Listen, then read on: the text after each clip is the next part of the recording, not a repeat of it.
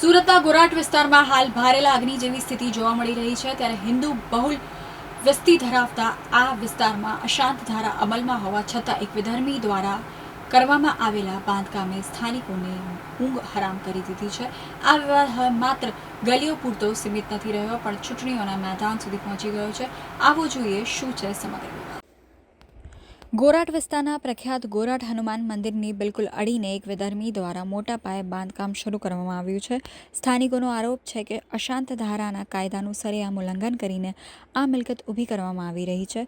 સ્થાનિક રહીશોએ નાયબ કલેક્ટરથી લઈને ચૂંટાયેલા પ્રતિનિધિઓ સુધી અનેકવાર લેખિત રજૂઆતો કરી, છતાં તંત્રના પેટનું પાણી પણ હલતું નથી। આક્રોશ એટલી હદે વધ્યો છે કે હવે સોસાયટીઓના ગેટ પર બેનરો લાગી ગયા છે, જે બિલ્ડરનો યાર છે તે જનતાનો ગુનેગાર છે અને ગોરાટ હનુમાન મંદિર બચાવી શકતા હોય તેવા નેતાઓએ જ વોટ માંગવા આવવું જેવા આકરા સૂત્રોએ રાજકીય ગરમાવો લાવી દીધો છે।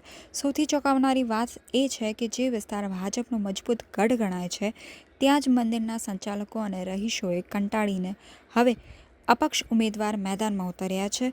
ત્યારે સ્થાનિકોનું કહેવું છે કે જો સત્તાધારી પક્ષ અમારું મંદિર અને કાયદો નથી બચાવી શકતા તો અમે અમારો રસ્તો જાતે કરીશું। ગોરાટની જનતાએ હવે આર પારની લડત શરૂ કરી દીધી છે।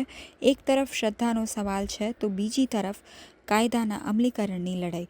હવે જોવાનું એ રહેશે કે તંત્ર આ રોષને શાંત કરવા માટે કેવા પગલાં ભરે છે કે પછી આ વિવાદ આગામી ચૂંટણીમાં નેતાઓના સમીકરણો બગાડશે। આજે જે અહીંયા સોસાયટીમાં મંગલમ રો હાઉસમાં આપણે ઉપસ્થિત થયા છીએ ગોરાટ મંદિર શું છે? આ મંગલમય સોસાયટી ગોરાટ હનુમાન મંદિરની બાજુમાં જ આવી છે અને ત્યાંથી મેં ઉમેદવારી પત્રક ભર્યું છે। અપક્ષ ઉમેદવારી નોંધાવવાનું કારણ શું?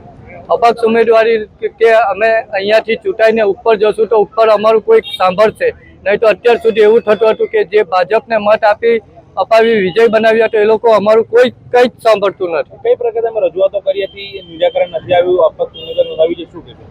અમે બધી રીતે રજૂઆતો કરી છે, છતાં કોઈ સાંભળવા તૈયાર નથી। ક્યાં ક્યાં રજૂઆત કરી, કોને રજૂઆત કરી? કલેક્ટર કોર્પોરેશનમાં, કલેક્ટર કચેરીએ, હાઈકોર્ટની અંદર કેસ પણ ચાલુ છે અને બધી જગ્યાએ અમારી રજૂઆતો ચાલુ જ છે। આ વિસ્તાર ભાજપનો ગઢ ગણાય છે, અપક્ષ ઉમેદવાર છે, તમે કઈ રીતે તમને મતો મળશે, શું કહેશો? બસ અમારે હિન્દુઓએ અહીંયાથી પલાયન થવું નથી, એના જ કારણે મેં આજે આ અપક્ષ ઉમેદવારી નોંધાવી છે। જો તમે ચૂંટાઈ આવશો તો શું કરશો? અમે છૂટા અમે આ જે રાજહંસ યુનિકાના નામે પ્રોજેક્ટ ચાલે છે એ પ્રોજેક્ટનો ખુલ્લો વિરોધ કરશું। અસંધારા લાગુ છે?